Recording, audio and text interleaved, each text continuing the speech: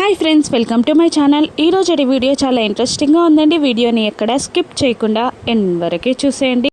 రాథోడ్ హాల్లో నుండి నడుచుకుంటూ వెళ్తూ ఉండగా అంజు రాథోడ్ అని గట్టిగా అరవగానే ఏంటి అంజు పాప అని అడుగుతూ ఉంటాడు రాథోడ్. అప్పుడు రణ్వీర్ అంకుల్ నెంబర్ ఉందా పీపా అని అంజు అంటూ ఉండగా ఆయన గారి నెంబర్ నీకెందుకు అని రాథోడ్ అంటూ ఉండగా అంకుల్ నన్ను చాక్లెట్స్ కొనుక్కోమని డబ్బులు ఇచ్చారు కదా, అవి కాస్త మిగిలిపోయాయి, అందుకని మనీ ఆర్డర్ చేద్దామని బ్యాంక్ డీటెయిల్స్ కోసం ఫోన్ నెంబర్ అడుగుతున్నానులే అని అంజు ఎగతాళి చేస్తూ ఉండగా రాథోడ్ మాత్రం అలా చేంజ్ మిగిలింది అని మనీ ఆర్డర్ చేయొద్దు అంజు పాప, అసలు గిఫ్ట్గా ఇచ్చిన డబ్బుల్ని మళ్ళీ వెనక్కి ఇవ్వద్దు, అవి నువ్వే ఉంచుకోవాలి అని అంటూ ఉండగా అంజు మాత్రం ఈ తెలివితో ఎలా బతుకుతున్నావు పీపా అని అంటూ తల కొట్టుకుంటూ ఉంటుంది. ఇక అది మాత్రం ఏదో పొగడ్తా అన్నట్టు రాథోడ్ సిగ్గుపడిపోతూ ఉండగా అసలు నీకు పొగడ్తకు తిట్లకు కూడా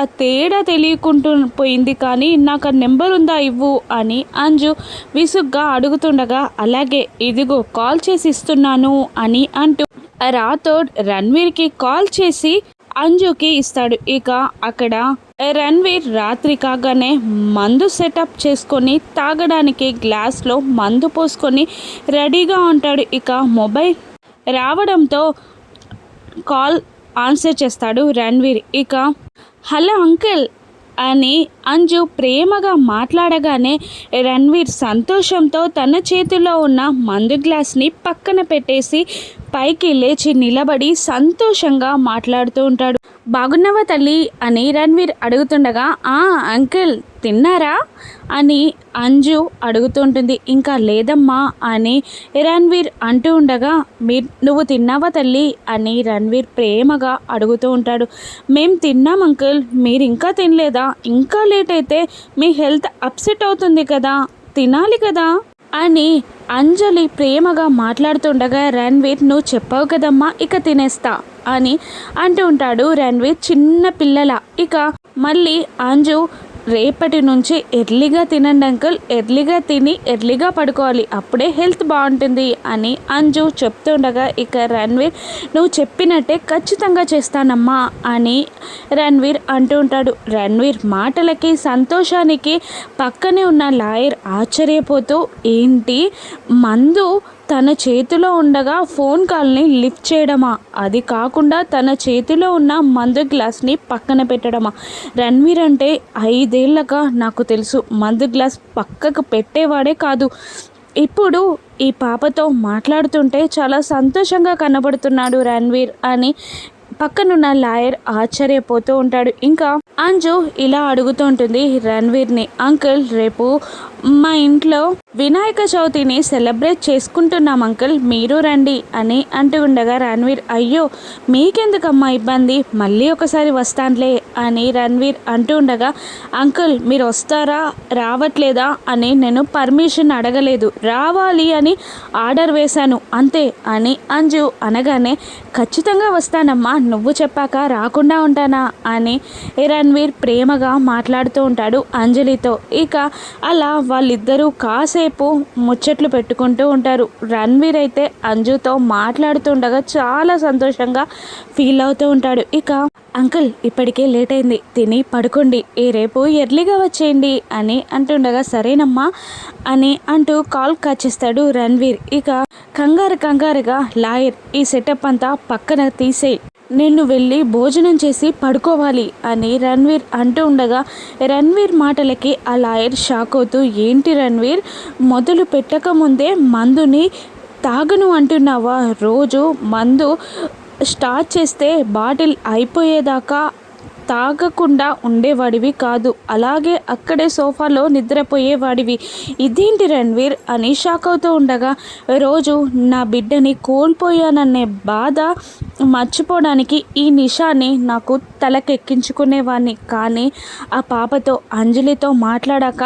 నాకు వేరే నిద్రకి కారణాలు అవసరం లేదు అనిపిస్తుంది, నేను హ్యాపీగా చక్కగా తినేసి పడుకుంటాను అని రణ్వీర్ అంటుండగా లాయర్ కోట్ల ఆస్తి, ఎన్నో మర్యాదలు, ఏవి నీకు ఇవ్వలేని ఆనందాన్ని ఆ పాప ఇచ్చిందా?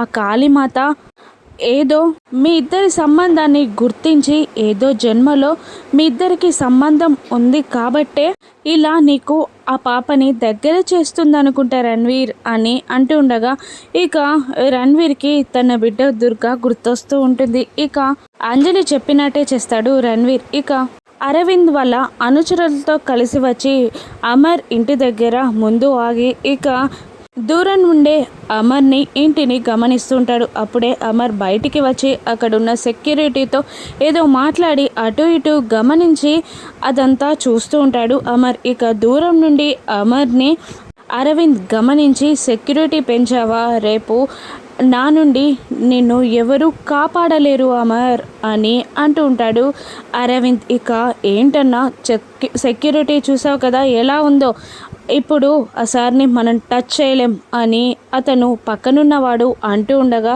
ఇవాళ కాదురా రేపు వినాయకునితో పాటు బాంబు లోపలికి వెళ్తుంది. అంతా పక్కా ప్లానింగ్గా సెట్ అయిపోయింది. ఇక రేపు ఆ అమర్ని నా నుండి ఎవరు కాపాడలేరు అని అరవింద్ అంటుండగా అదేంటన్నా అలా మాట్లాడుతున్నావు, ఆ సార్కి ఎదురు తిరగొద్దు అని అతను బెదిరిస్తూ ఉండగా లేదు నేనంటే ఏంటో ఆ అమర్కి చూపిస్తా, అంతా ప్లానింగ్గా ఉందరా, రేపు వినాయక చవితి కాదు దీపావళి వాళ్ళ ఇంట్లో జరిగేది అని అరవింద్ క్రూయల్గా నవ్వుతూ ఉంటాడు.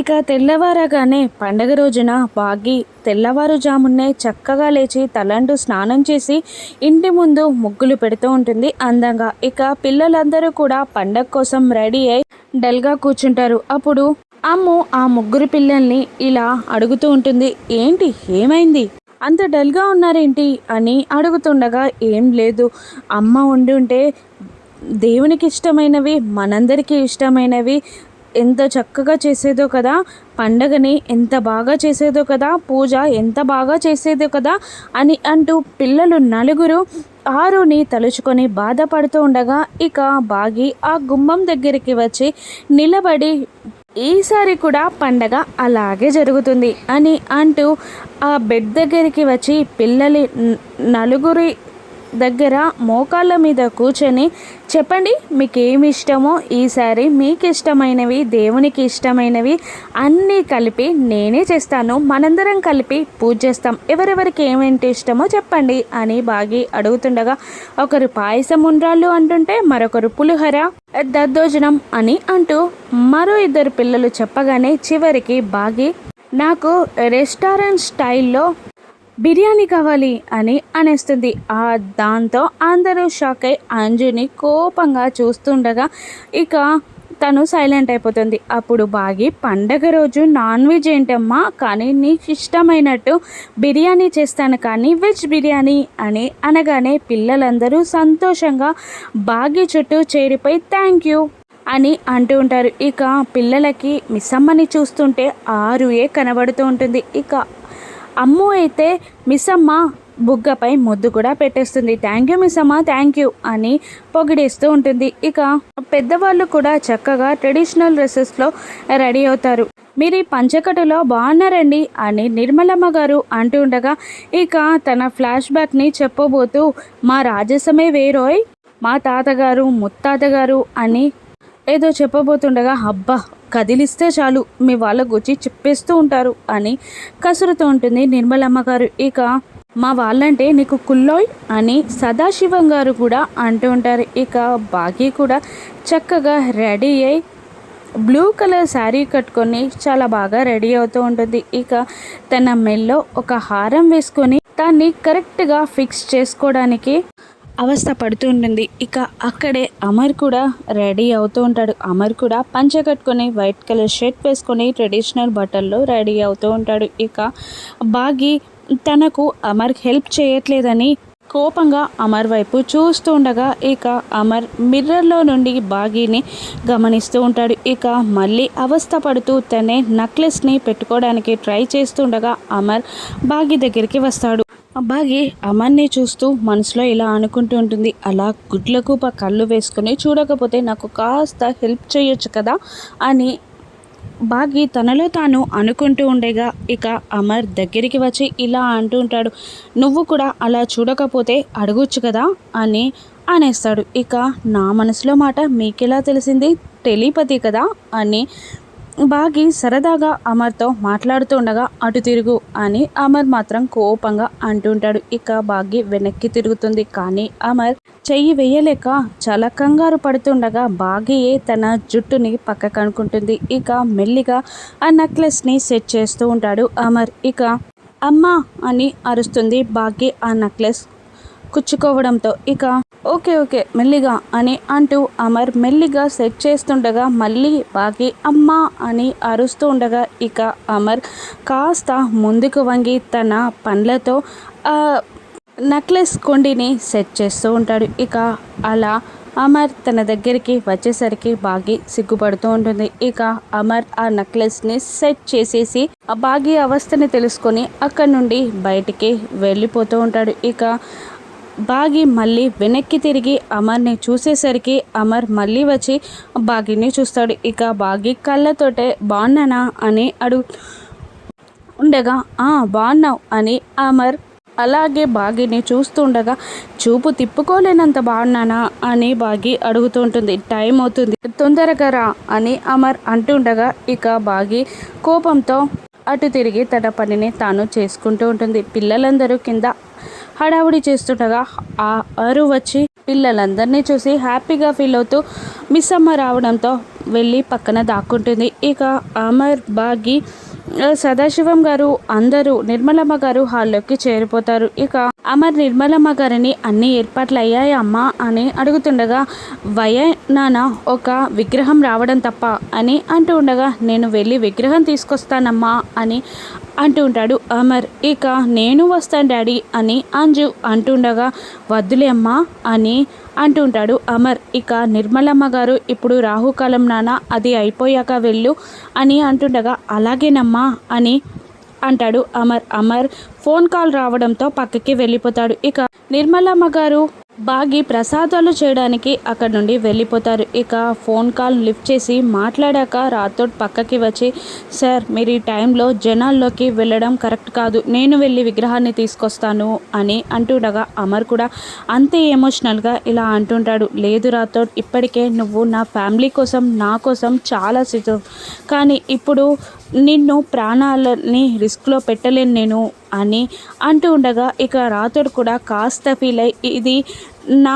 సుపీరియర్ ఫ్యామిలీ అని నేను కూడా ఎప్పుడు అనుకోలేదు సార్, ఇది నా చెల్లి అరుంధతి అమ్మగారి ఇల్లులాగే అనుకున్నాను, కానీ ఈ ఒక్క మాటతో నన్ను వేరు చేసేసారు సార్ అని రాథోడ్ అంటుండగా నేను అలా మాట్లాడలేదు రాథోడ్, ఈ టైంలో నువ్వు ఒక్కడివే బయటికి వెళ్ళడం కరెక్ట్ కాదు అంటున్నాను, నీ ప్రాణాలు రిస్క్లో పడేయడం నాకు ఇష్టం లేదు రాథోడ్, నేనే వెళ్ళి తీసుకొస్తాను అని అంటూ ఉంటాడు అమర్. ఇక అలాగే సార్ అని రాథోడ్ ఒప్పుకుంటాడు. మరోవైపు కోల్కతాలో దుర్గా కోసం ఎంక్వైరీ చేయడానికి బాబ్జీ మదర్ తెరిసా అనాథాశ్రమానికి వెళ్ళి ఇలా ఒక పాప 6 years బ్యాక్ ఇక్కడ ఉండేది, ఇప్పుడు ఇక్కడే ఉందా అని అడుగుతుండగా పేరు అడిగి చెక్ చేసి ఇక్కడ ఆ పేరుతో ఎవరు లేరు, కానీ గుర్తులు కానీ డేట్ కానీ ఏదైనా చెప్పాలి అని అక్కడున్న వార్డెన్ అనగానే ఇప్పుడే కనుక్కొని చెప్తాను అని అంటూ పక్కకి వచ్చి మనోహరికి కాల్ చేస్తాడు బాబ్జీ. ఇక